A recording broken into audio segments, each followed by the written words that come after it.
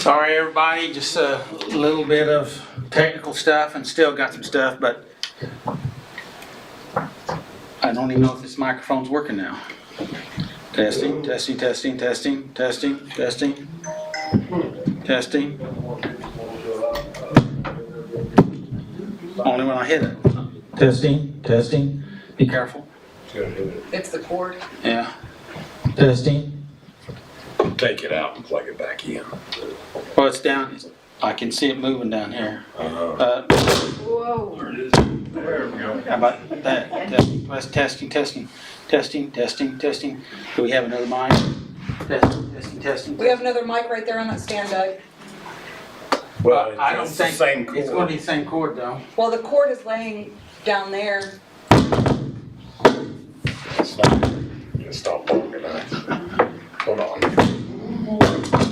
Testing, testing, testing, testing, testing, I don't know if testing, we have it. testing, testing, testing, testing, testing, testing, testing, testing. As long as I don't move, that's going to be hard for me to do, right? It's going to be even harder for you. Yeah, it is. See what you can find there, Bobby. I must just be too energetic that I broke it. Well, you know, the rest of the story is I'm on camera, so they're watching me on video right now, so we'll, Live. so yeah, we are live. So anyway, when you can do that, then maybe if we have to use a microphone with a short cord, you know, she sits up here anyway, so. Welcome everybody. Great to be here. Yeah, I'm glad you're here. And I know we've been off a couple of weeks, so it feels a little weird. And so anyway, I'm glad you're here. I hope you're glad you're here. And so we're going to get started tonight. And also welcome to the video folks out there, and those that are not able to watch me because some of the channels aren't working. Sorry. They didn't hear me anyway because it's not working. So, tonight, I know I say this almost every time that about when we go over the next topic, but I was really thinking about this topic and I thought this is really a very strategic and important topic that we need to really integrate into our life, as far as I'm concerned. And the topic is danger of self-deception. And the only problem is if you're deceiving yourself, you are in a kind of a state where you're in a state of denial, and you're not even totally aware of it. But what we need to do is we need to become aware of it, and hopefully, thank you, Bobby. See if that works. I can hear me through it, and so, why don't we just back it up here a little bit further away? Because it'll be. Thank you. They'll be fine. Thank you. So anyway, self-deception. I think it's very important. I think it's a strategic information that we can grab a hold of, and if you don't think that you're self-deceiving yourself, then this lesson is for you tonight.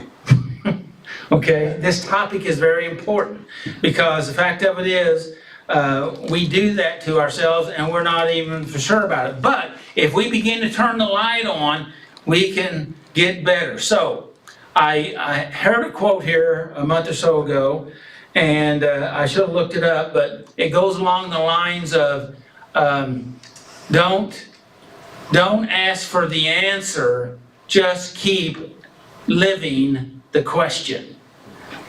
Amen. What do you think about that? Yeah. And when you live the question long enough, then you'll realize you're living the answer. So if you don't know it, we need to have the question here. What that was a little about was we need to ask ourselves the question, am I deceiving myself? Okay, where am I deceiving myself? okay? And so tonight's lesson is the danger of self-deception out of Judges 16, 1 through 31. That's the story of Samson. So, okay, so let's get started. Has anybody got anything to say before I get talking about definition? I'm glad to see you all. I see some, not maybe one new face, I'm not sure. But anyway, I'll meet you all here a little bit. I'll get you a chance to go around, shake your hand, say hi during the music. So, anyway, self-deception. Okay, the danger of self-deception. Well, we all know what the definition of danger is, right? Dangerous, you know, that's destructive, not good, bad, bad, bad, bad, bad. Right? Mm-hmm. Right, so we know what danger means. You know, don't touch that or it's going to be bad. Okay, so self-deception, if we are deceiving ourselves, then we're actually, well, let me ask this question. Is it true that our real problem can be found in the lies that we tell ourselves? Yes. Yeah. And that telling lies to yourself is a form of self-deception, right? Would you agree with that? Yeah. Okay. It'd be So- ultimate. Ultimate, yes. And the fact of it is,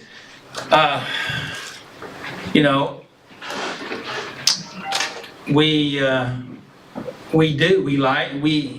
lie to everybody, we lie to God, we lie to ourselves. But the fact of it is, everybody has a pretty good idea when you do lie because they can pick it up, unless they are withdrawn to the place that they are disassociating, where they're disconnected from how they feel and what's going on in the world. So, does anybody have a definition for what does it mean self-deception? Denial. Denial, yes, good. It's the stuff that those internal voices tell you over and over and over that make you second guess yourself. Okay. Anybody else?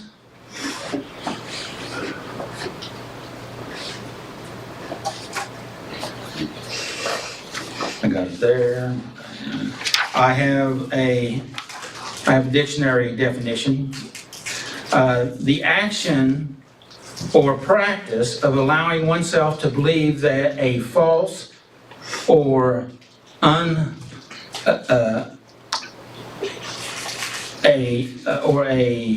false or feeling or idea or situation is true.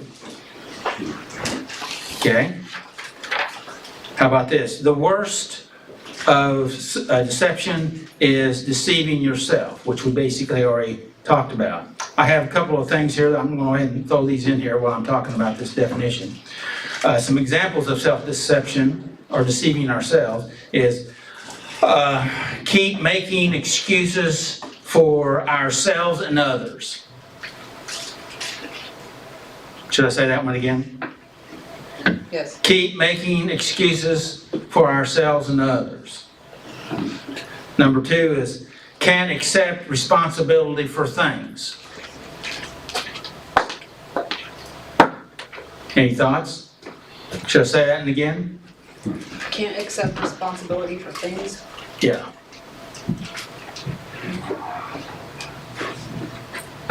Next one is keep blaming others. Well, it is their fault. From your perspective, you're probably right, but maybe we ought to check it. Yeah, maybe that could be That self-deception. could be some, yeah.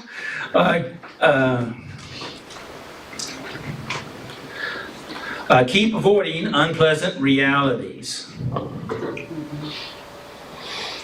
Can I add one in on the last two, like an in-between, is taking responsibility for others, owning their stuff, But not your own? but not your own, or sometimes all of it. Well, yeah, that's true. You know, there's reality. We have to really live in reality. If we don't live in reality, then what are we living in? Denial. Denial, non-reality, fantasy. Okay, and the last one they have down here is feel defensive or threatened when people challenge us. I put that one in orange. What do you think about that? Danger. Feel defensive or threatened when people challenge us. I wonder what that means. Anybody got any idea what that means? Well, it's that self-deception that we're always right. Yes, always right. And everybody else is always wrong, and it's their fault, like you said a while ago. Right, Bobby? Yes, sir. Okay, well, let's. If they'd only did what I think they should. If everybody would do exactly the way I think, then the world would be great, right? Okay, I wanted to read the definition that I got here for the danger of self-deception. Let me find it.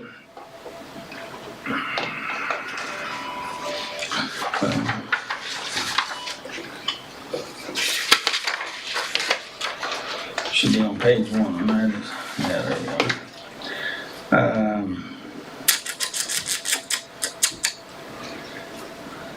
Okay, the connection between danger of self-deception. No, that's not the connection. Well, it's not much different than the other one that I read, so we'll just go with that. So, what's the connection between step 1? Because we're in step 1 now, right? Everybody know what step 1 is? We admit that we were powerless over our problems, that our lives had become unmanageable. Yes, sir. So the connection between a danger of self-deception and step 1 is what? Any thoughts? How do those two connect? Well, we deceived ourselves in thinking we were just doing fine. Or that we have any control at all. Yes. And some of those things I said a while ago, and I've got it somewhere on some of this paperwork that we say things like, well, I can do one, I'm not hurting anybody. So far, those are lies, right? 1 week, 2 weeks, Yeah. so on and so on. So anyway, we need to speak the truth to ourselves. And when we refuse to admit our powerlessness, we are only deceiving ourselves. Right? So, in step 1, when it's talking about admitting our powerlessness, does that mean that we're helpless? No. No. Well, what does it mean? We have to rely on a power greater than ourselves. Okay? That is absolutely truth. And so you're not powerless if you're relying on a power that's greater than ourselves, right? But what it is saying that we are powerless by ourselves. by ourselves and in this particular weak place, because where you're weak, right? Where you're vulnerable. Isn't that true? Yes. So, does that mean that we're helpless? That was the question I said, right? And the answer is no, not helpless. You just have to recognize where you're powerless, and then you have to take appropriate, healthy steps to deal with that powerlessness and those areas of your life that's not manageable. And that is, well, instead of me telling you, what would some of those things be to help you? Groups like this. There you go. Took the words right out of my mouth. Friends, family. Do what? Friends, family. Healthy friends, healthy family, trusting, loving, healthy friends and family, right? You know, not every family member's, You don't say to everybody, you know, and but we need to connect with, and we need to get in programs like this. We need to connect with things that help us to deal with those weak areas of our life. Because when we deal with it, we're aware of it, then we can gain strength.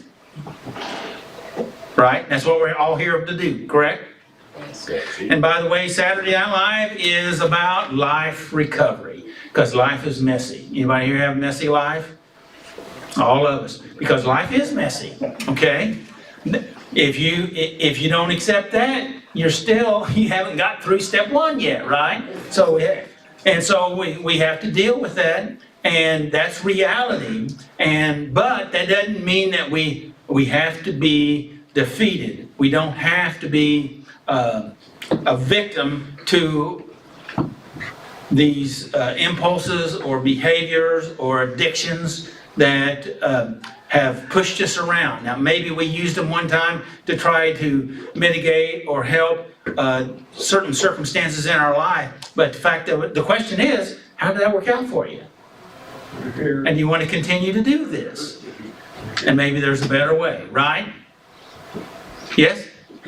All right, good deal. So, I'm glad you're here tonight, and we're going to get started. Are we ready to sing? I'm not touching this mic because I don't know what will happen, but so, and you're going to take care of the. Yep.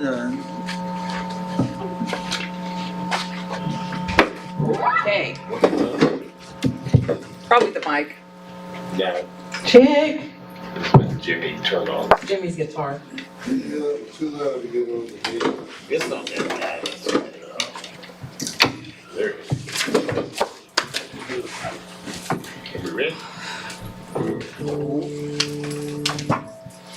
Ready, Jimmy? Yeah. 2, 3, 4.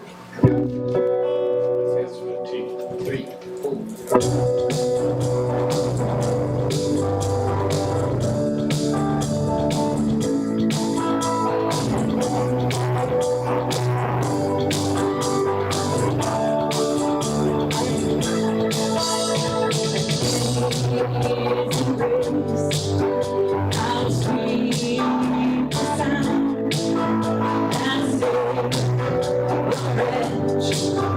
I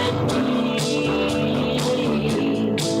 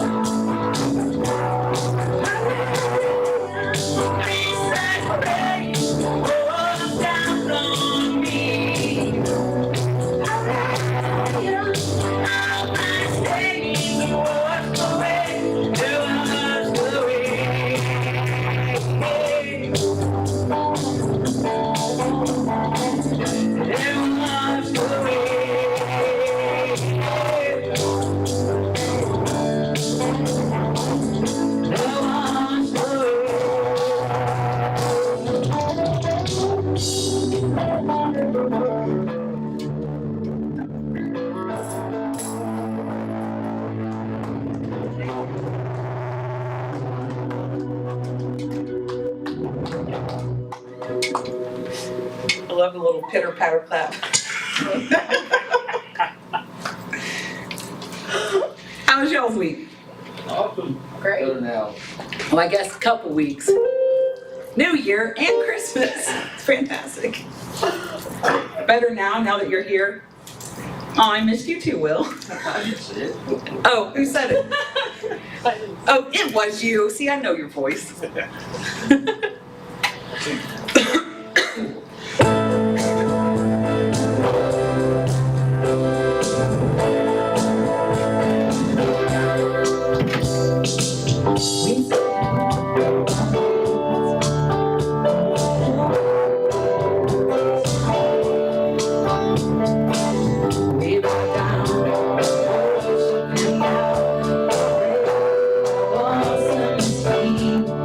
Together we sing.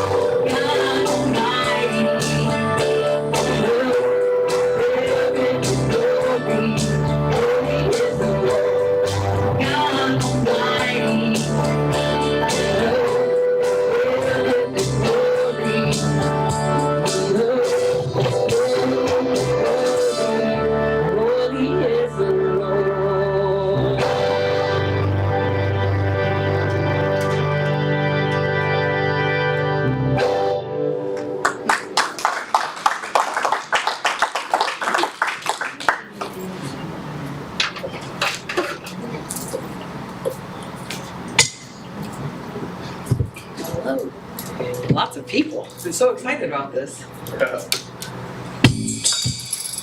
2, 3, 4.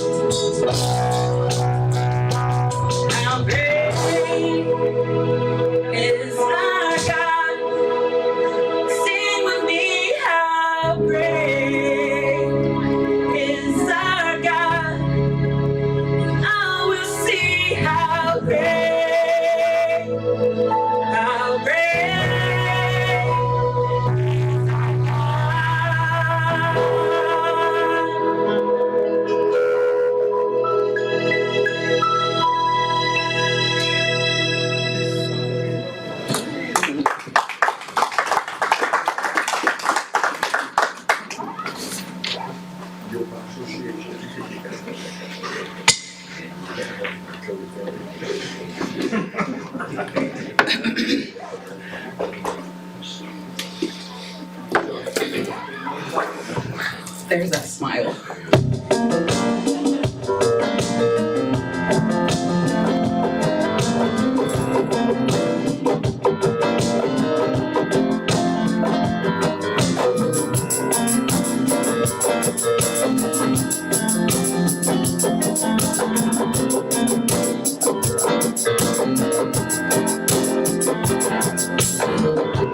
Seems I had to have a change of scene.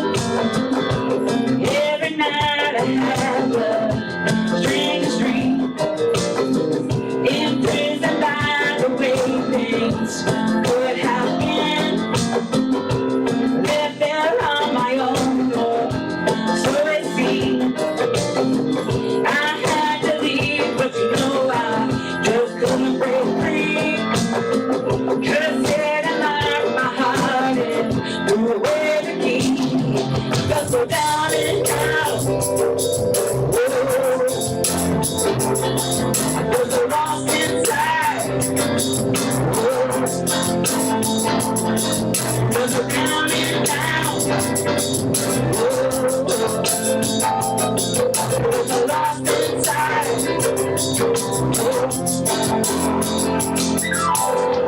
Well said, he shook me on one big ride.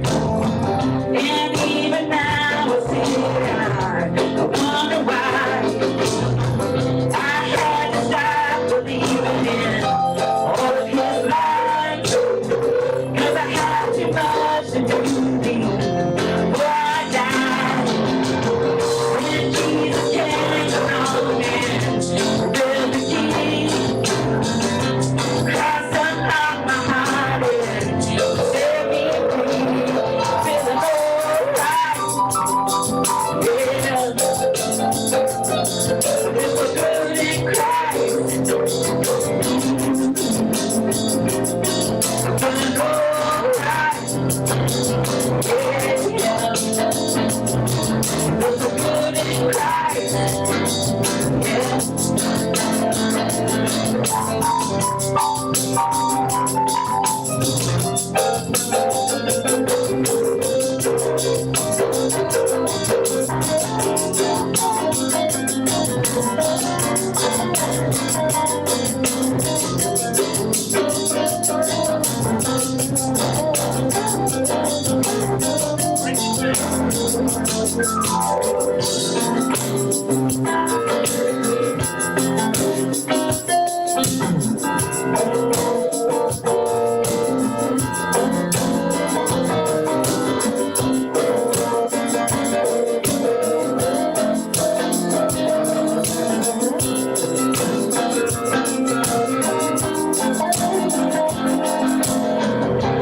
Don't you get lost in all that I say.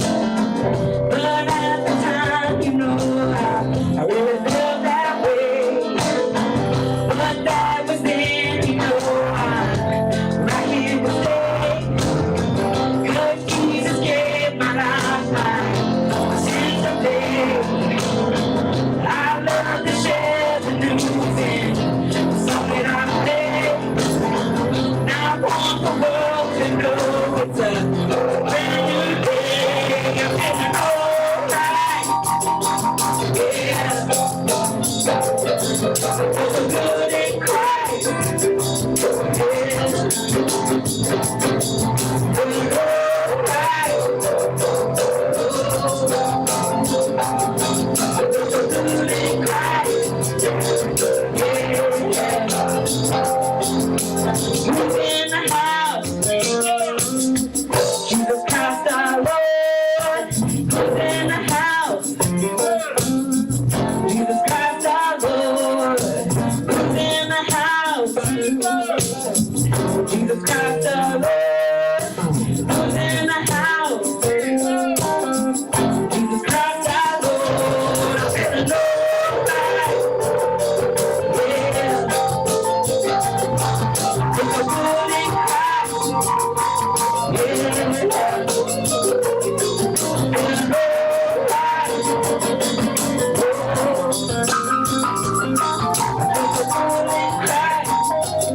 good in Christ, yeah.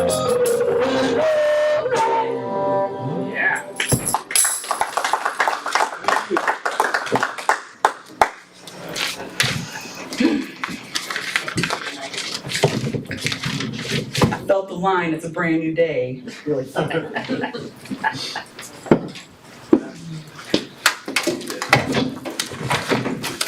So here at Saturday Night Live, we like to celebrate clean time with these bracelets. Yes. This clean time is not just from drugs and alcohol, but for whatever keeps you in bondage. Drugs, alcohol, anger, gambling, food addiction, lying, cheating, stealing, pornography, sex addiction, cutting, you fill in the blank. We have white bracelets. All the above. You want all of the bracelets, Bobby? We have white bracelets just for today or less than 30 days. Anybody? Hey, this man over here, we get him. Good job.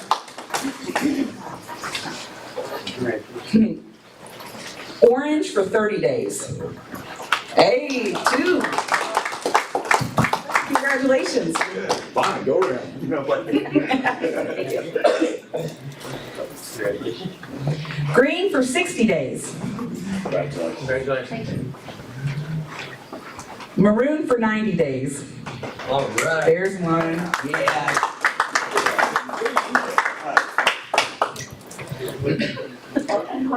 Blue for 6 months. Congratulations, you got some tissue. Bracelets going out. Yellow for 9 months. Right here. Right here. Yay! Good job, Jimmy. Glow in the dark for a year. 9 months. Hey!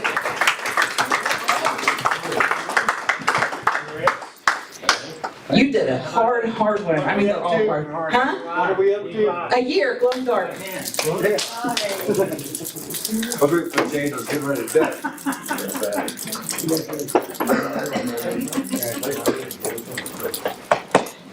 I lost track. Gray for 18 months. I'm so excited and proud of Tommy because I've been trying to quit smoking. I know how hard it is. And so I'm so sorry I'm saying your name out loud and on a camera, but Gray for 18 months. I'm proud of everybody else too, just so you know. So Sounds like it. I am. He helped me move, like, what was it, 2 weeks after you had quit? Yeah. And man, he toughed it out too, because he was in my car and I'm smoking and I had no idea that he had quit. And like, and he passed, man, so I'm proud. Black for 2 or more years. Silver for 5 up to 10 years. Gold for 10 or more years. Did you raise your hand, Will? Oh, okay. Then either you're messing with me or I'm seeing things. Could be both. It might be both. Back to white bracelets, just for today or less than 30 days. All right, guys, keep coming back. It works. Thanks. Welcome. I gotta get this all fixed for Tommy.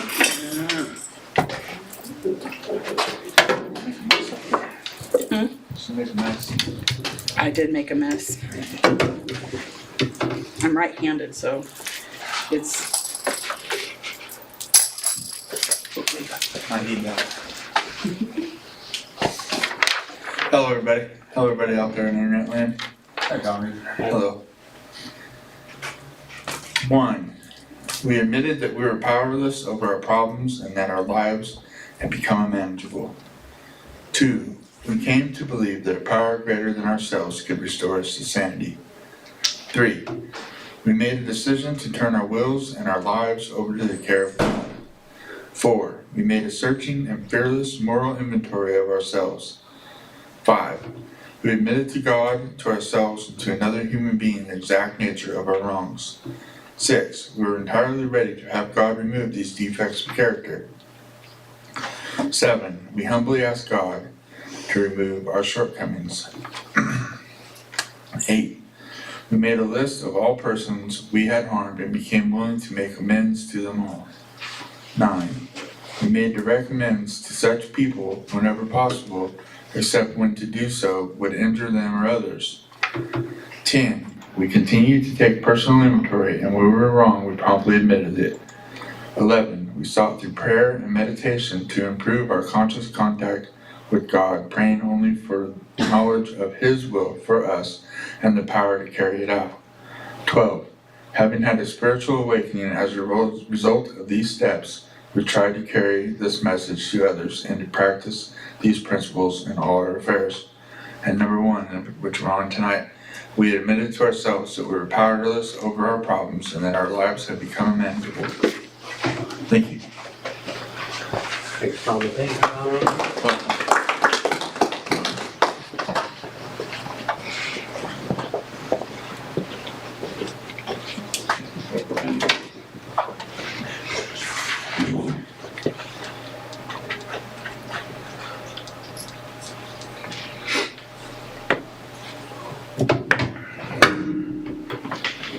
Hello, Hello. my name is Will, and I will do my best to try to give God's word tonight. I've had 3 weeks to study on this, so I've actually got like a bunch of notes over there. I'm not even gonna bring them up because I don't want to take the whole night. But this was something that I think we all need, dangerous self-deception. It's the first step. We admitted we were powerless over our problems, that our lives had become unmanageable. It's coming from the Bible reading of Judges 16, 1 through 31.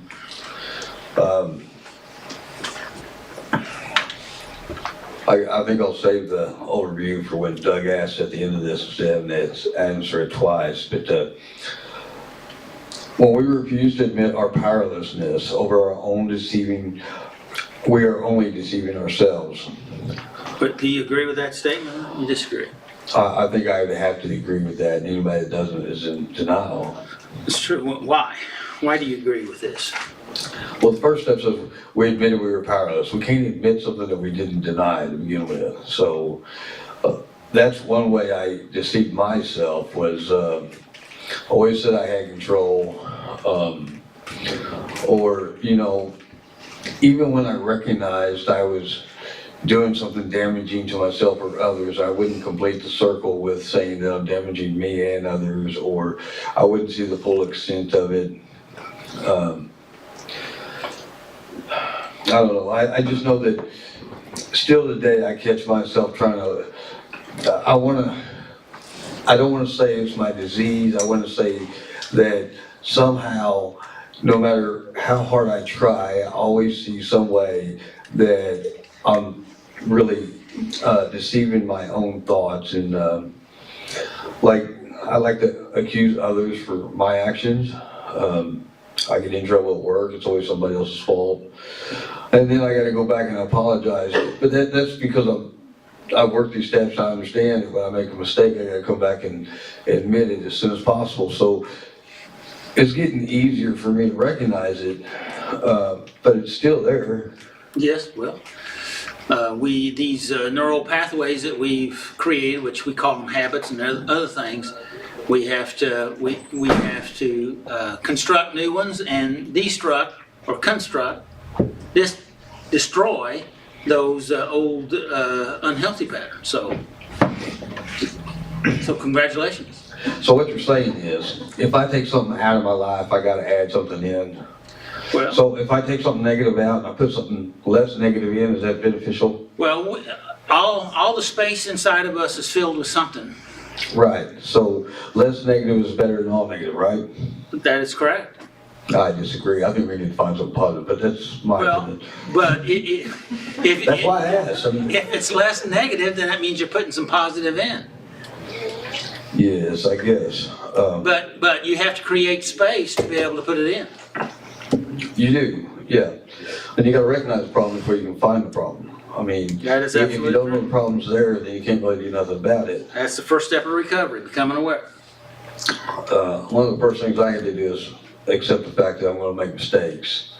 If I held myself to the same accountability as I did on day one, I'd still be beating myself up. Well, we have Because to, I'm powerless. as we say, we have to accept those things, but also we have to be willing to forgive ourselves too. Right. And that's positive. By is. by the It way, is, that's yes. positive. Yes. Let's go on. Okay, deceiving ourselves, the lies we tell ourselves and others are familiar. I can stop anytime I want to. I'm in control. This one won't hurt anything. And all the while we are inching closer to disaster. Do you agree with those statements? Yes, I kind of just. What is it you agree with? I agree that I can always rationalize and excuse every behavior I have if I look hard enough. And is that in your best interest? Well, no. And the thing I really like to do is compare me with someone else. It's real easy for me to feel better about myself if I go somewhere where they're doing less than, and I can't really say less than where I started, because I started with nothing. And when I say nothing, I mean I had the clothes that was on my back and no hope, no self-hope. I had nothing.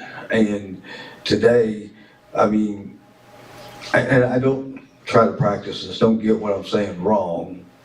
But if I was to go to Souls Harbor or Water Gardens or somewhere like that where people are less fortunate or haven't quite got to where I'm at or whatever, it would be real easy for me to say that I could justify in my own head that I'm doing good enough, and I don't have to stress for something better than I've already gotten. It's that little box I keep talking about that I like to contain myself into because I'm comfortable in this box. As long as I'm in this box and I don't let nobody in that I don't want in and whatnot, I get up here because I don't want to be comfortable in life. If I'm comfortable with everything I'm doing in life, I'm probably doing life wrong. Because if I'm doing everything that I'm comfortable with, then I'm obviously living in my will, not God's. Yeah, that's human nature. That's seeking pleasure and avoiding pain, right? Right. And the trouble is, that's just survival. Well, that's also that's the way I lie to myself. I'm deceiving myself by thinking that as long as I'm not doing what this person's doing, then I'm okay. But that's really not what this is. Comparing ourselves to lesser or having the sense that we are superior to others. Well, I think I misspoke. I don't ever want to say lesser because there's nobody lesser than anybody else. I will say this. With those, it's just beginning their walk compared to the walk I've gotten now because I've went through where they've been. There is a big difference there because there's nobody better or worse than anyone else. So I really want to choose my words wisely, but I'm human. I'm going to make mistakes too. That's understandable, but the thing of it is, we're talking about basically having a healthy, right attitude towards ourselves and towards others. Right. So let's go on. Yes, sir. Samson was one of Israel's judges. As a child, he had been dedicated to God, and God had gifted him with supernatural strength. But Samson had a lifelong Wait a second. What does that mean that he was dedicated to God? Well, he was given to God at birth, I believe. I dedicated my youngest son to God when he was born, and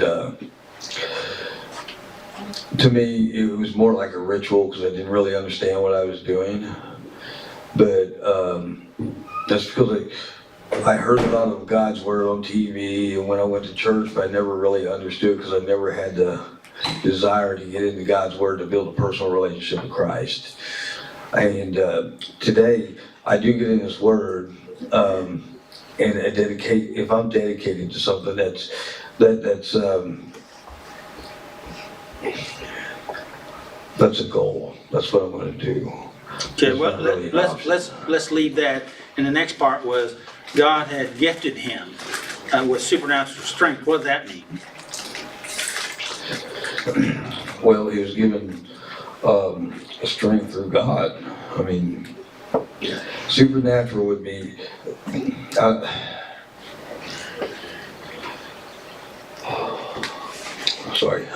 Supernatural would mean that it's not something that everybody has. If it was. It's more than natural. Right, it was more than natural. We'll keep it simple. And so, And we're talking about who? We're talking about Samson. Samson, which was a judge, Right. and he had this power. So I thought we ought to get that here, so in case you didn't understand who we're talking about somebody that was, let's say, was kind of in the ministry and he had a supernatural gift from God. And now, what's the rest of the story? Well, this is the part that I can relate to. Okay. But Samson had a lifelong weakness, the way he related to women. Samson was especially blinded to the dangers he's faced in his relationship with Delilah. Okay, now let's talk about those statements. What did these statements mean that Samson had a lifelong weakness? Well, Wait a minute. I'm not Does trying- anybody here have a lifelong weakness? Got the same one as Samson. If you didn't raise your hand, you got a weakness of lying.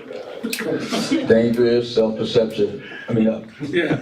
Okay. So, but here was a guy that had a supernatural strength, and he still had a lifelong weakness. I just want to make sure we understood that. All right. So he had both. Can you believe that? Yes. What do you think about that? Robert, you got any thoughts on that?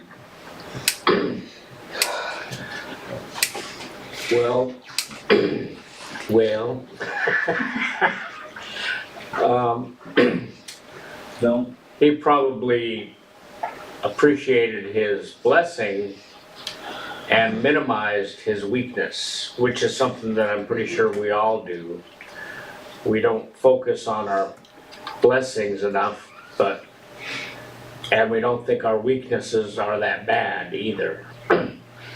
Well, in the recovery group, we have a term, grandiose thinking. Anybody familiar with that term? Yes.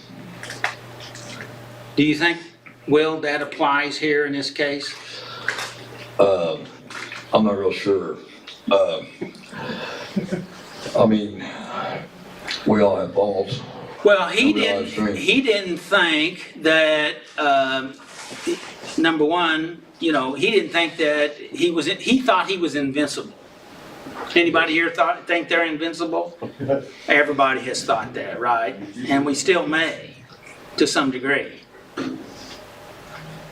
Depends on how many hard hits we've had, right?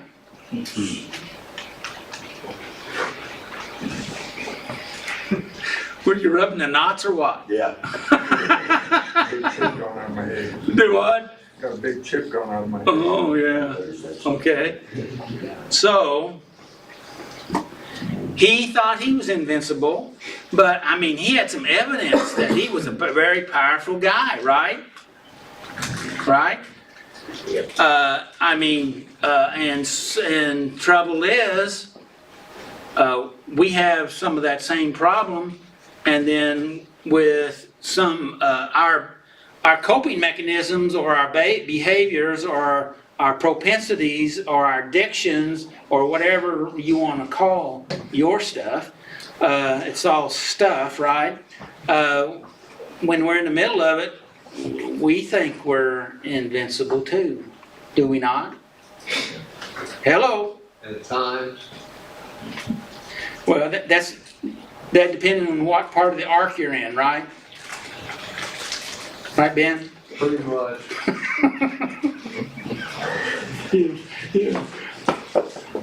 Yeah.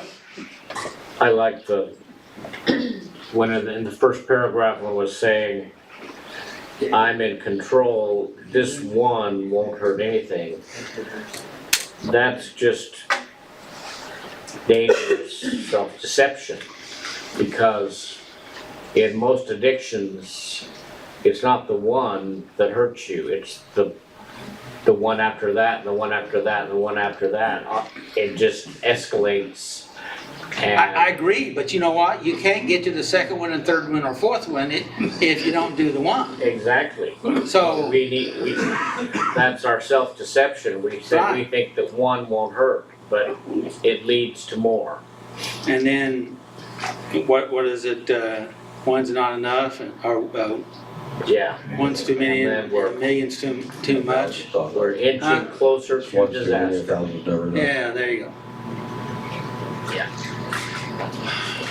Anybody got anything they want to say right here before we move on? Okay, go ahead.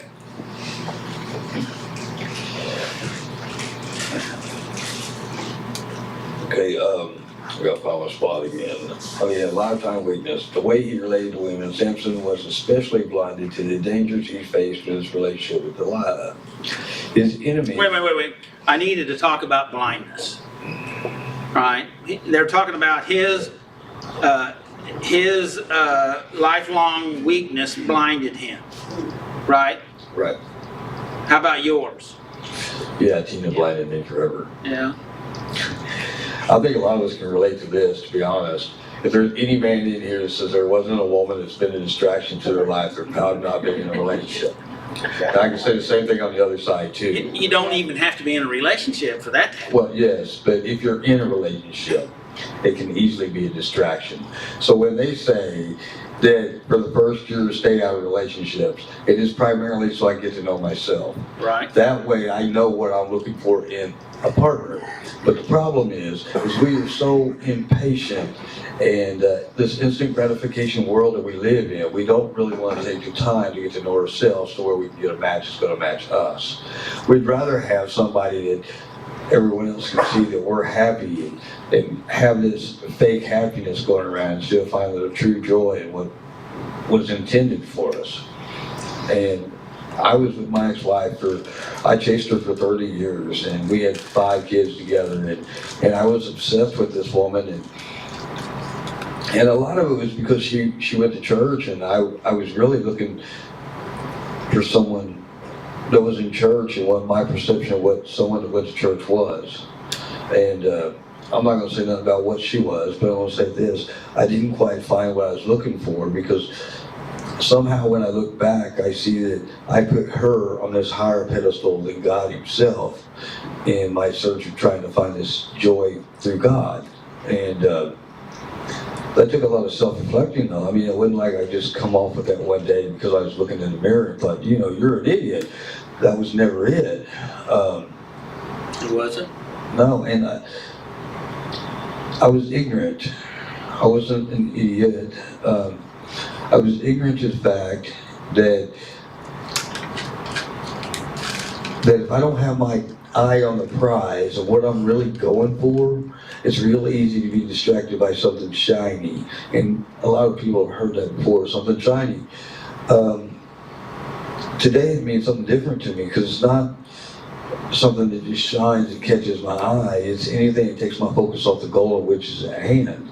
And today my goal is to live for God.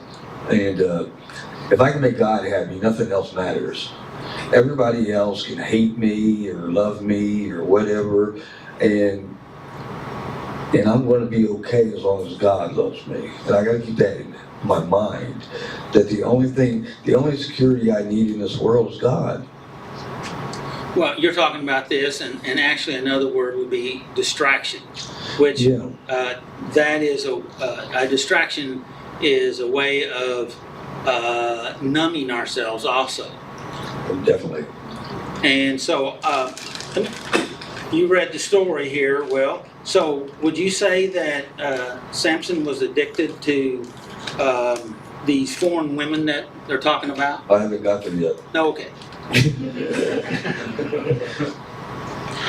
I think I've spent too much time on this, and I don't want to talk so much and we take up the whole hour because Willie said he's got a lot to share. Yeah. And yeah.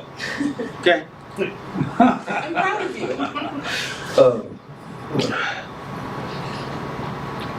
Okay, so Delilah, his enemies were paying her to discover the secret of his strength. So let me stop me right there. This is right here. 3 times she begged Samson to tell her his secret. Each time she set him up and tried to hand him over to the enemy. So she was his own distraction that kept him from seeing these red flags. There was 3 opportunities for him to do the next right thing, and every time he had to know, does it go into what happened? No. It just says he's blinded. Yeah, so each time she tells you, or he tells her one thing, and the next thing you know, there's the enemy at the door trying to capture him. How many times have I done something over and over again? I see that I should do something different, and I kept doing it. It happened to me a lot, and Well, see, you got by with it the first time, and then maybe the second time, and then the third time, and then the fourth time. And so we figure, well, I'm invincible. right. Did that work out for you? I don't know about the invincible, but I always thought I had control. I can do this. I can handle. So that's just another word for the feeling invincible. Invincible means nothing can happen. Well, If I have control, I can handle the consequences behind, because I knew what I was doing was wrong. So, to me, that was the difference between the wording. Okay. Anyway, so 3 times Samson lied to her and was able to escape, but each time he got closer to telling her the truth. Finally, Samson revealed his secret and was taken captive and died a slave in enemy hands.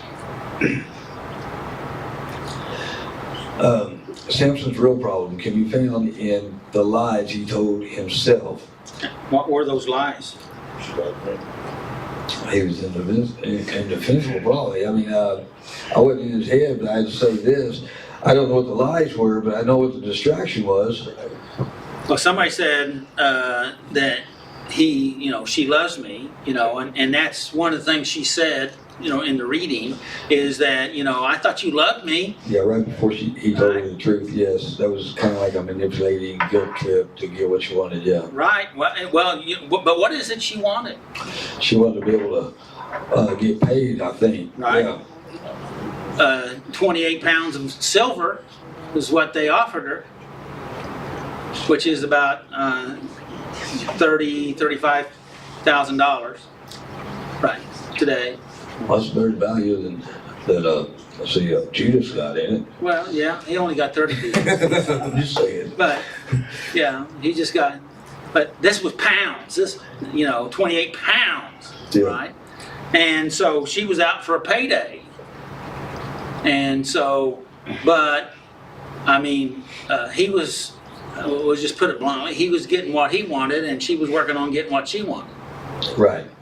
His fleshly desires blinded him from seeing the flags which was before him. And the purpose of this story is that he deceived himself, self-deception, and he got closer to the truth, until finally he told her the truth, right?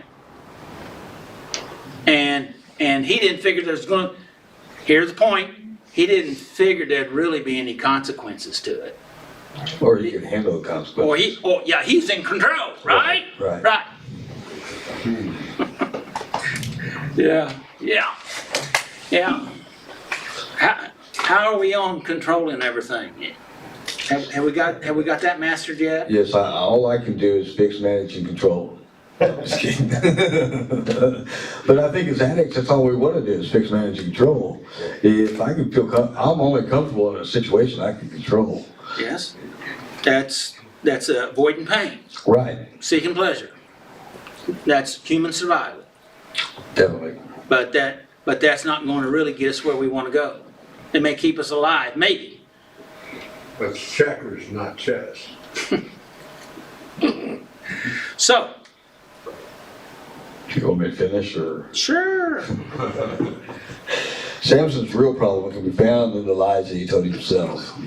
By not admitting his powerlessness, he remained blind to the obvious danger that his pride and desire for beautiful foreign women were leading him into. This caused him to gradually inch his way toward an untimely death. We need to be careful not to fall into a similar trap. As we learn to acknowledge our powerlessness over our active, addictive, compulsive tendencies daily, we will become more aware of behaviors that will likely lead us to destruction. Tell me what you think that last statement meant. If we can't recognize, okay, as we learn to acknowledge our powerlessness over our addictive compulsive tendencies daily, we will become more aware of the behaviors that are likely to lead us to destruction. Well, if I can't see the problem, we'll never be able to even address it. I mean, you can't address something you don't know is there. You probably could, but you wouldn't realize you're doing it, so it wouldn't do much good. I think what that's saying is, we have to acknowledge it or we will go right back to where we came from. And I don't care what it is. Because we're saying, I don't have a problem, so, you know, who's got the problem? Not me. It's Robert. No. So we have, yes, the first step of recovery is recognizing that we have a problem, that we are powerless, that our life has become unmanageable. And so, and if we can't, if we don't, until we get that, there's no place to go, right? Right. So before we go too much further, can I ask everybody out there, what does compulsive mean? So it really don't do much good to do these studies if you don't understand what we're saying. Something you continually do. Compulsion would be something that you feel that is overwhelming. So Urge. yeah, it's a strong, very, very strong urge. And this is daily. How about craving? Yeah, craving would probably be considered a compulsion. It could be. To me, compulsion would be something that's something that you feel a lot of, and it's just like, it's almost overwhelming at times. An internal driving force. Right. But the fact of it is, an urge, you think back, you know, when you were, having urges, having, things push you, whether it's the need for control, or the need for drugs, or need for alcohol, or need for excitement, or need for power, or a need for violence, or need for sex, or love, or Potatoes. I do like potatoes. potatoes. To be honest, I'm really impressed that you think I've overcome that. I still get urges all the time. I didn't say that you overcome. But you asked the question about compulsion, what the compulsion is, and I'm saying, that may be. I know you were looking at that internal driving force, but but there's a lot on that continuum. I know the DSM talks about compulsions as an action that we do in order to self-soothe or feed an obsessive thought or feeling. So I like they go that, hand in yeah. hand, yeah. It's a form of self-soothing. Robert. I had someone ask me one time, because when you go to your AA meetings or NA or GA, whatever kind of meetings, most of the time people, when they introduce themselves, they say, "Hi, I'm Robert, I'm a compulsive gambler," or whatever it might be. "I'm an alcoholic, I'm an addict." And someone asked me if I identified myself as a compulsive gambler. And I would say, in the beginning, when I started going to those meetings, yes, because I knew that I had no control over it. I still don't have control over it, but that's not my identity now, you know what I mean? I do. So I don't like to say that anymore. I say, "I'm Robert, I'm a recovering compulsive gambler." Good. That makes me feel better about myself. It may not be true, but It is true. It is true, and I think we have to live with ourselves. So we can't be so down on ourselves all the time. That's part of the guilt thing that we have to get over. we have to forgive ourselves and realize that we're on the way to a better life. That's what we're striving for. Yeah. What's So about? let's give ourselves some props, you know, when the time is right. And you know, the topic that you're bringing up here is one that's discussed a lot, particularly throughout the different meetings, and because of that statement. But see, the idea of that is to bring you into the awareness and acceptance so that you can do something about it. Right. And then as you begin to do something about it, then you can shift that like you've done, in my opinion. And then, but at the same time, that doesn't mean that I can gamble like a normal person would, because I can't. I know that because all it takes is one bet and I'm right back to where That is, you know, it's a weak place, and Right. so you have to deal with it. Right. And you have to So- figure out the best way to deal with that, and it's usually stay separate from it, yeah, in most cases. roadblocks in front of me. You know, everyone that I've ever talked to that did say the same thing about, well, I'm just gonna, you know, I can just do one. But that one has long reaching tentacles. Yeah. And you have to, and then you have to go back and clear that out again, right? And because down inside of us, our unconscious wants to go back to that, because it releases endorphins in our life, and that's that pleasure sense. And they say, right here it is. That's that self-soothing that she was Yes, talking about. self, but the trouble is, it's not the whole story, right? Lots of baggage comes along with Right, it's not the whole story. it. Yeah. And we need to look at the whole story, right? And realize what part of the story we really want to live in. Play that movie all the way through. Yes, all the way through. Chris, you had your hand up a while ago, I'm sorry. Compulsive, what that is to me is basically like an overwhelming need or urge for that instant gratification. We was talking about in society, no matter what your addiction or whatever it may be, you know, whether, you know, like him for the gambling, you want that instant gratification of that win. Or me with my drugs, I want that instant gratification of that high. It's Right. that overwhelming need and urge for it. And the trouble is, you never ever get it filled.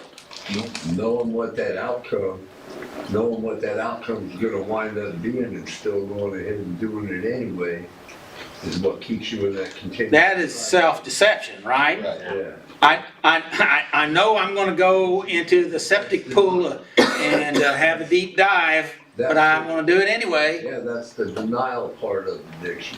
One of the phrases I used to, I was chasing the dragon. Right. Keep, you know, you convince yourself, well, me, I can't speak for anybody else, but for me, you know, I convince myself that it'll be different this time, or sometimes my thoughts will figure out a way to fool myself, if you will, into thinking that it's gonna be different and that I can handle it, when if it's wound up the same direction, say 1,000 times, if I pick up a bottle of Jack Daniels, I'm gonna wind up broke before Monday 14 times to go back to work to even make more money to buy Jack Daniels, but I'm gonna do it anyway because it'll be different. So, you know, somehow, some way, as long as I can convince myself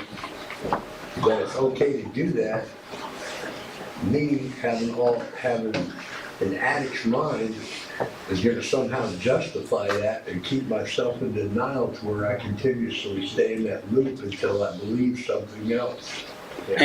And the trouble here is see, It's, you know, that limbic brain of ours is that survival mechanism that we've been talking about. Yeah.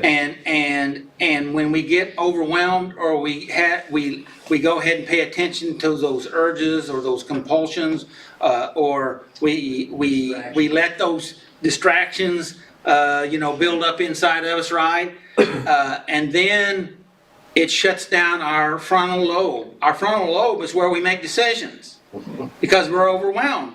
And one writer says, when you get overwhelmed, it shuts down that part of your brain. You become more stupid. pretty much. And then your limbic brain, your lizard brain, takes over.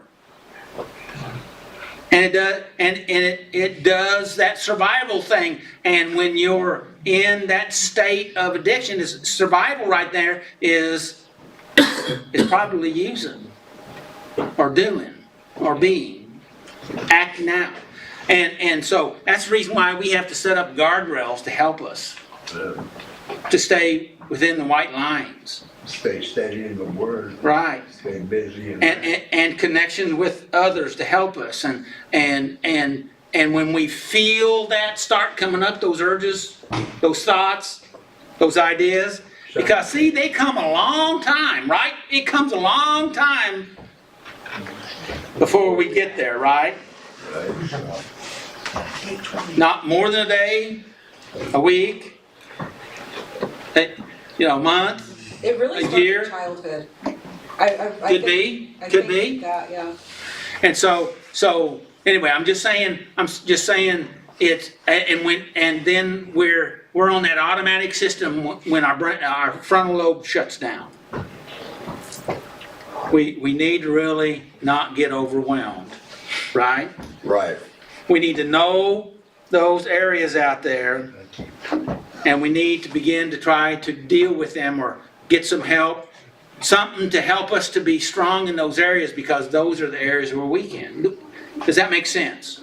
That's what we're talking about here today. When it shuts down, it makes you feel like your brain's just gonna go back to what was comfortable for you, which is not the right way. Right, and because it was trying, not everyone, but almost everyone, it was seeking pleasure and avoiding pain. Yes. And we were trying to cope with whatever was going on in our life, and we used whatever tools were available, and it just it grabs a hold of you, and it sells itself to you. And then when we wake up, when Ben was talking about the addict's brain or addict mind, that's actually an insane state that we're in. We're not really in a sane mind at that time, and so that means we're disordered, we're unregulated, we don't have any peace, right?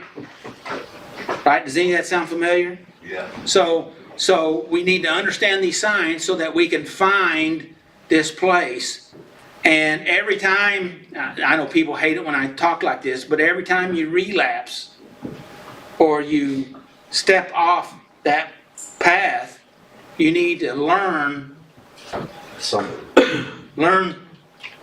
what it is that you need to learn right there, so that you can make those adjustments.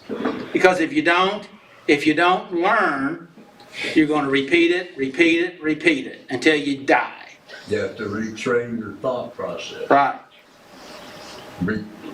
Form new habits instead of the old ones. Right. Because the old ones are going to keep you on that wheel, self-denial. You do have to do that, but a big thing is you have to be willing to let go of stuff. You have to be able to forgive.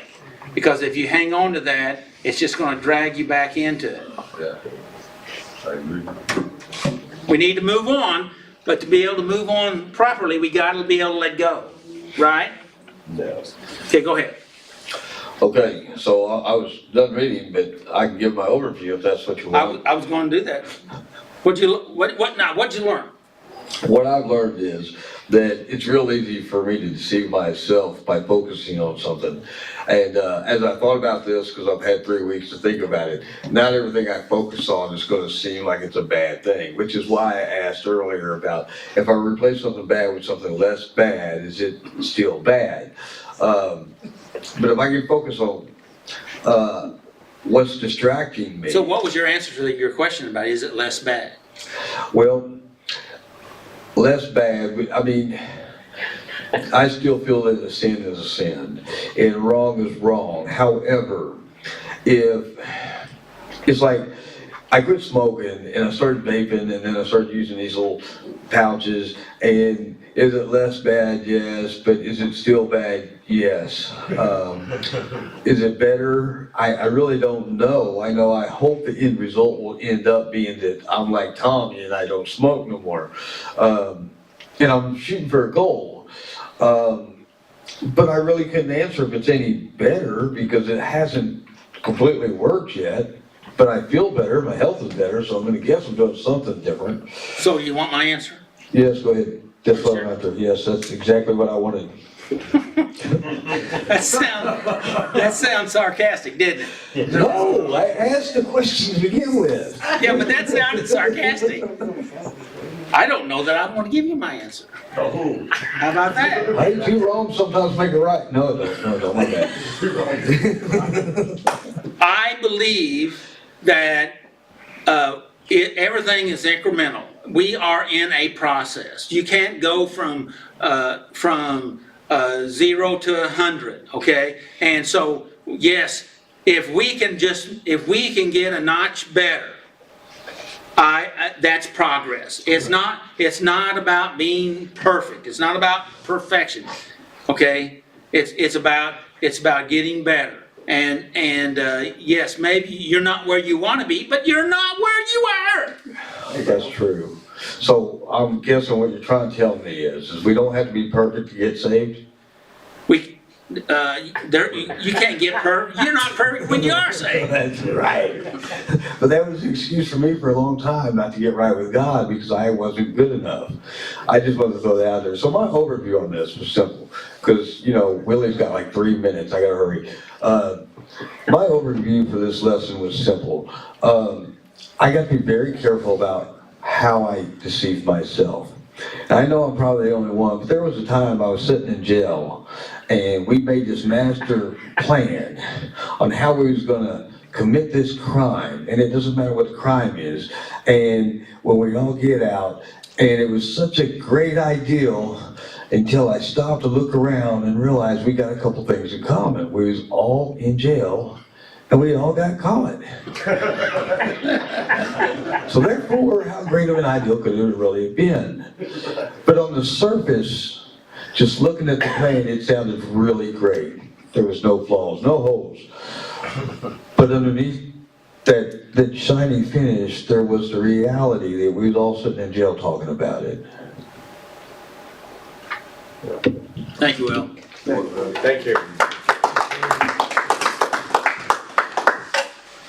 Willie said that he didn't really have to prepare much because he knew you'd be talking. Didn't say that. Well, I mean, the last Did he? Did he say that? I made it up, but it was true.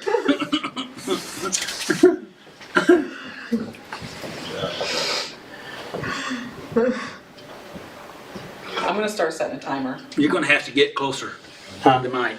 No, I ain't Or gonna we're say not going to be able to much. hear it. I told Will all these questions are yes or no answers, so yes or no, I'm done. Okay. No, it ain't gonna work that way. This is one topic that I. Wait a second. For the new folks, we have a workbook that we go out. We got a Bible that's got the 12 steps in it, which is where this topic and story came from. And then we have a workbook with questions, and Will's going to be asking the questions that's connected to this topic and the story.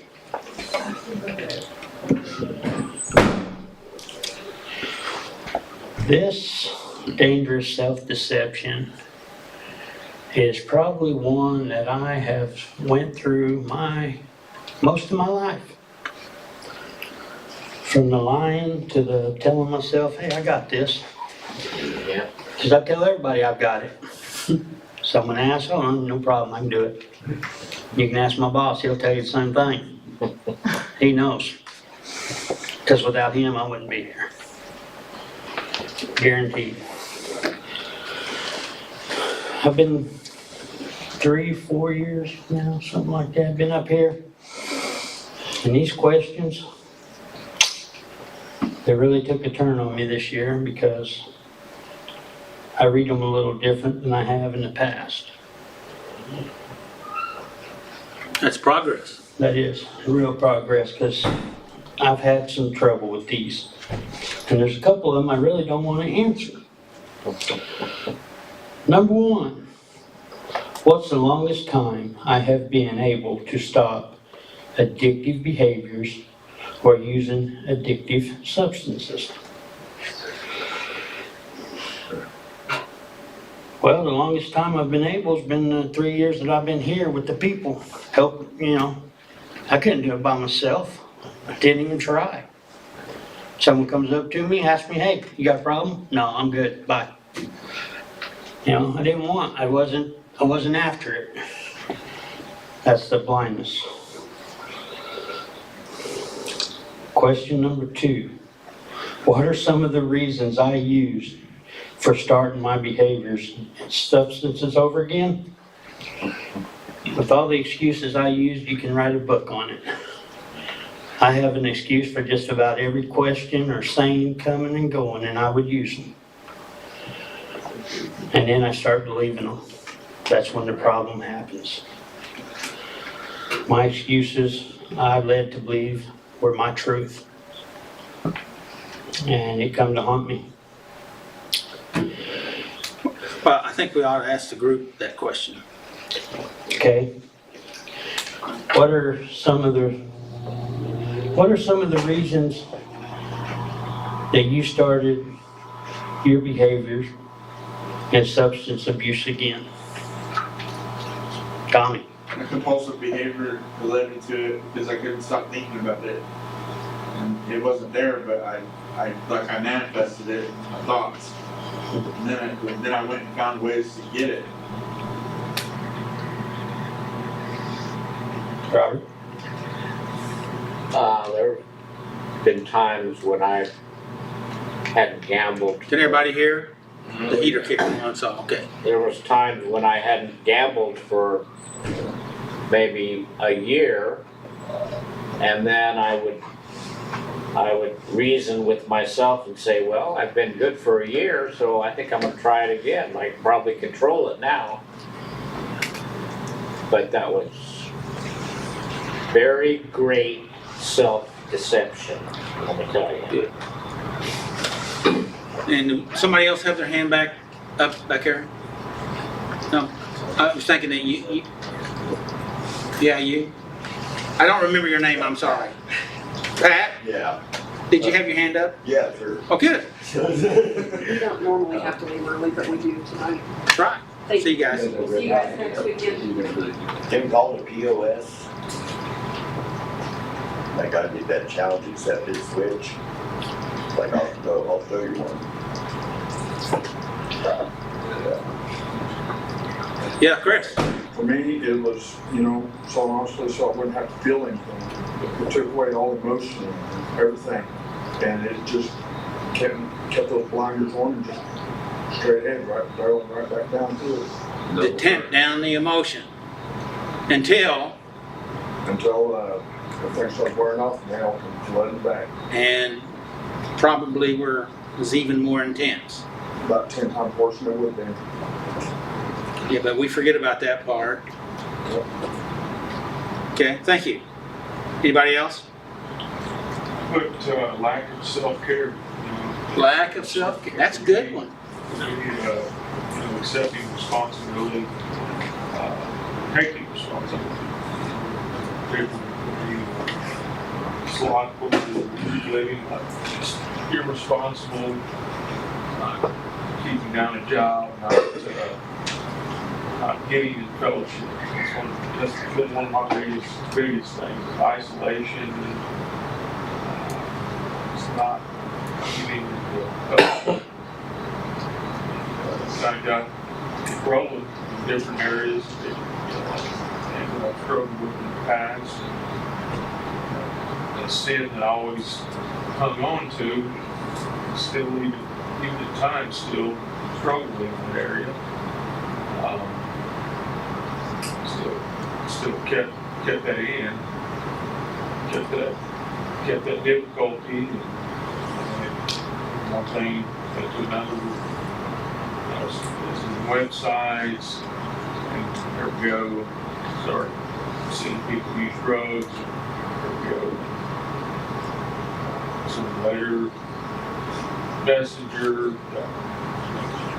I'm just anyway.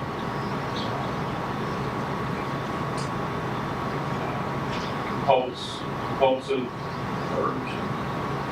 There I was back to it again. Saying 7 times great.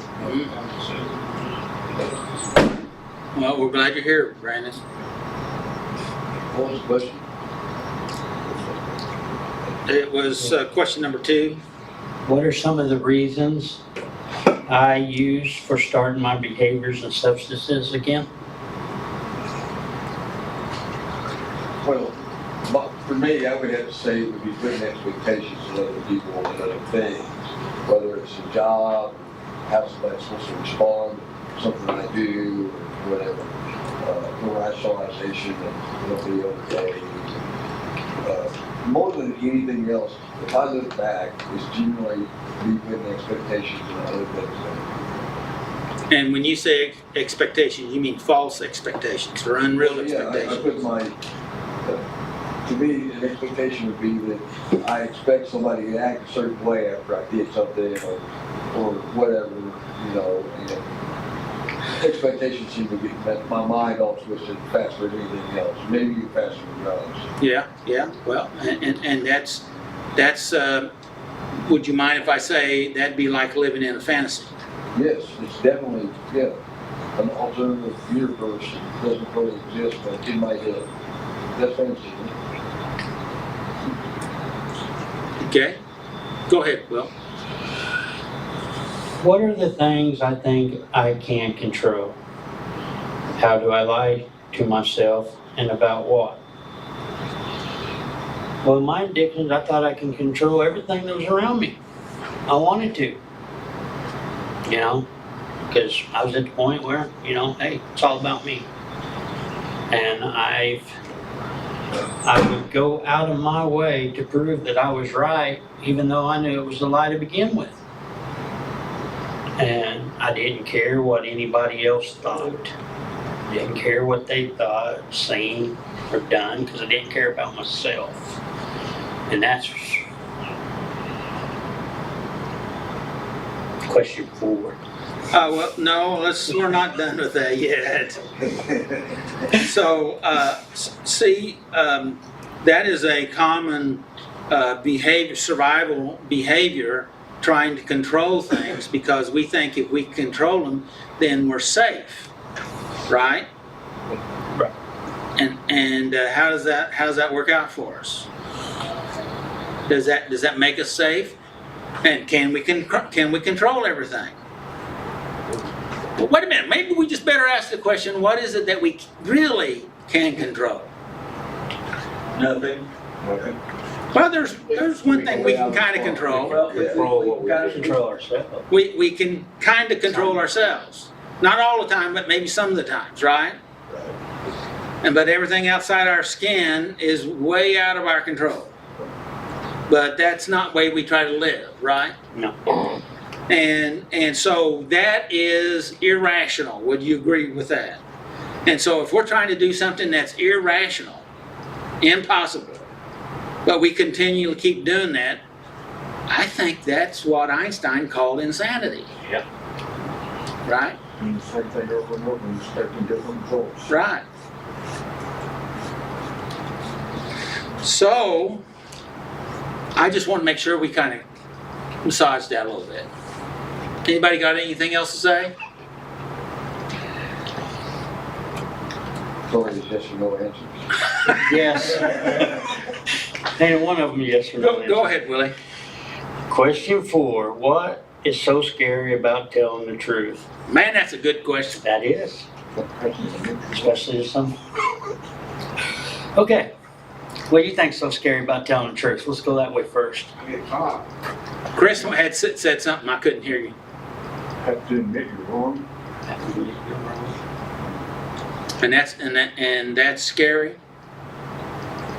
So would you mind if I asked you, is that scary to us?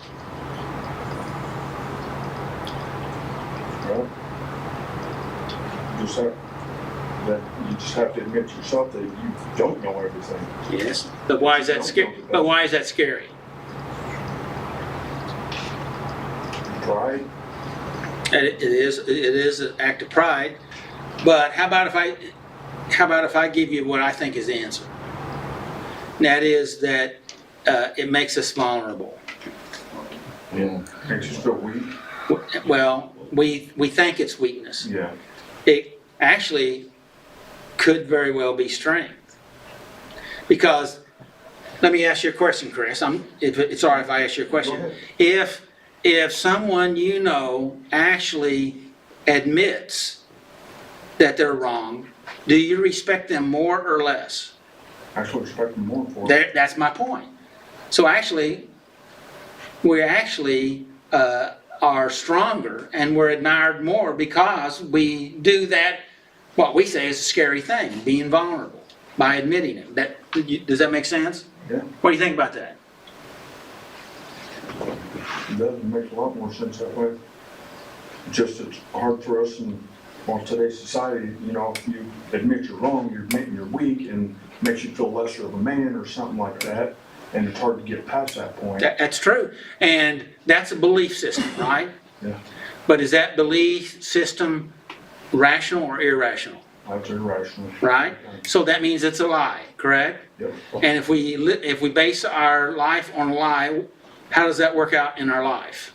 Not very well. That's right. And so the trouble is, we believe lies all the time that we tell to ourselves.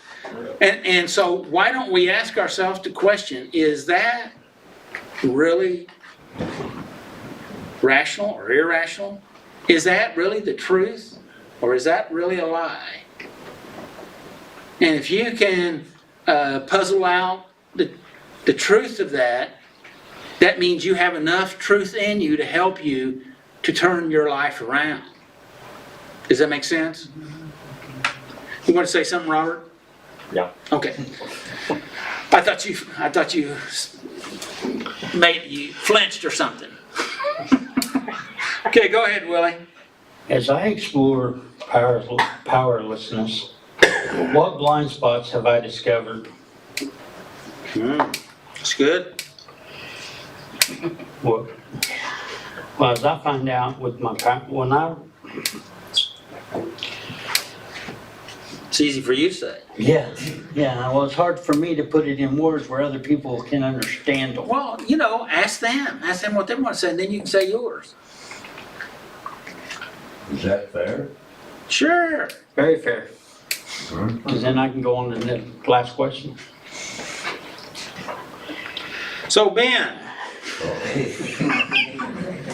What a kid. What's the question? Read it, Willie. As I explore powerlessness, what blind spots have I discovered?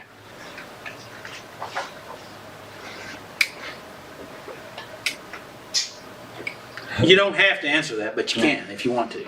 I'm gonna take a hard pass on that one. Okay. Anybody else? Vanessa. I've actually been doing a lot of this stuff in this last month, and one thing that, I thought I had got there, but more came, and it was like, as a woman and being nurturing, I was able to identify that, like, if you're too much of one thing, but you tell yourself like that, but that's who you are, or like you were raised to like do too much of one thing and you're out of balance with yourself. So like nurturing or doing for others, there is a point where it goes from like helping to enabling. And so you're not challenging their growth by catering everything. And I realized that like that was a form of like covert manipulation. And because there was expectations, even though like the expectation wasn't, oh, I don't really expect for you to do anything for me, you know, but there was an expectation that like you won't do anything to me, if that makes sense. Like you're not gonna do anything bad to me, or I'm gonna be able to maintain peace, or there's gonna be harmony, but that really causes disharmony whenever you're not really allowing other people to function within themselves because you're putting everything out of balance, even though like it looks like a positive thing. But it's another form of control. It is another form of control where it's like the opposite side of the pendulum as rage and addiction and stuff. Like it's still addiction. It's still that people pleasing, you know, form of codependency kind of thing, instead of allowing people or challenging them to do things for themselves. Deceptive manipulation. Mm-hmm. So let me ask you a question, if I may. So what's the core of that control? The core of that control, I know like my drive was always like, I just want peace. There was also like fear of... Say that again? Fear, I wanted peace. Yeah. And then the fear of being too much or not enough. And then also, even further down than that was, in the moments where I was too much or not enough, there was like actual like this deep-rooted self-loathing. And so... Or fear that you're not enough. Well, that was part of it. So like there's this deep-rooted self-loathing, and then up from that, you're trying to balance the fear of being too much or not enough. And so then you're up here and you're like, you don't want to be too much of rage, so you go to the other side and you just want to give to try to prove your worthiness, instead of going down here and like just annihilating that root and planting in your worthiness. Healing the core. Yes. You just ping pong back and forth from the two extremes, but that both was a way of trying to control your atmosphere, which was the core was fear of that you're not enough, or that you're unworthy, or not acceptable, not, you know, all those different fears there. So. And I also hid behind the mask of like, as a peer support, it's like I wanted to be a peer support specialist because I know what it's like to feel unworthy. I don't want others to feel what it's like to feel unworthy. But in doing that too, then I'm not helping hold them responsible for finding that root. It's a tough balance, but that's what we call maturity, coming into that balance, right? Yes. Okay, Willie, what was you going to say a while ago? We gave you a chance. Or do you want to go to the next question? I want to go on. Okay. Be quite honest, like I said, on. Yes. Let's go on. What are the results of pride in my life? Good question. Yes. Sitting here, ain't it? Do what? Nothing. That's a good answer. Said I'm sitting here. And we're glad you are. Me too. But So, an unmanageable life. Brokenness. brokenness good. Yes. A fall. Say it again. A fall. I like that one even better. Utter exhaustion, spiritually, mentally, and physically. Yeah. Exhaustion. you can get back up from a fall, but the result of it is a fall. For me, not. So you're talking about there being, I think, you're talking about it's what we carry around after the event's over, right? The heaviness, the guilt, the shame, the hurt. Yeah, all the emotions that I wasn't able to express, all in one shot, all balled up into one big massive boulder that's rolling down the hill, and I got no way to get out of the way.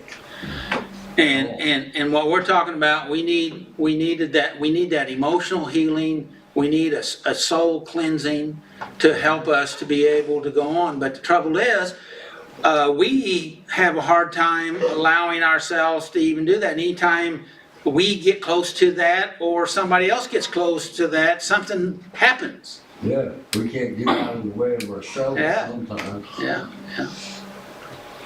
And so the best thing that we can do is what Trust in God. he was talking about a while ago, Brandon was talking about self-care, taking care of ourselves and treating ourselves like we are our best friend, because we should be, should we not? Instead of being our best enemy. Instead of our worst enemy. Having so many years of treating yourself as your worst enemy gets to be a habit too, and that's so hard to break. It is. Sometimes without an example, you're blind to even see it when That's true. it gets there. But the fact of it is that a rational belief? No, because we can, if we're shown and we're willingness to learn, we can change. Right, we can. And Spinoza said emotion, which is suffering, ceases to be suffering as soon as we get a clear and precise picture of it. Yeah. And we're talking about getting a picture of it. Yeah. I one time thought that I had a gaping hole in my chest that nothing could fill it. Yeah. I believed it. And I lived up to that, Oh yeah. you know. But then I had a thought. I don't know how I had this thought, but I had this thought. Do I really have a hole there, or do I just think I have a hole there? Huh. I feel like there's a hole there, but is there really a hole there? And then I thought, maybe I don't have a hole there, but I've just been living like there was a hole there. Huh. And I started to see that thing close up, a clear and precise picture. Yeah. Now, just because my hole began to close up didn't mean that I was all healed up, but I was better than I was before. Does that make sense? Making progress. When you hit that fall, that's when the hole is the biggest. For me. Yeah. You know.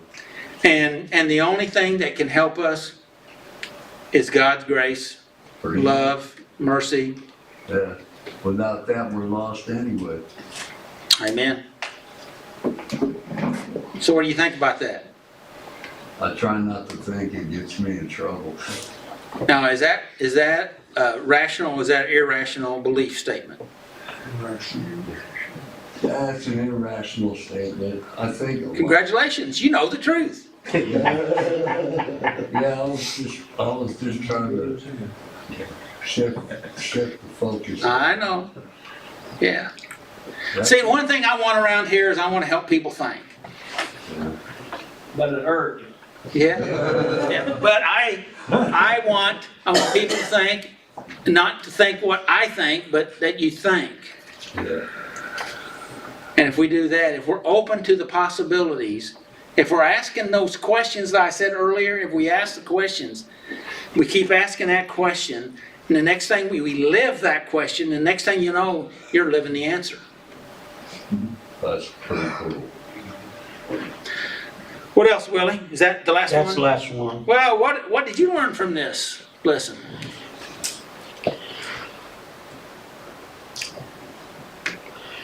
That,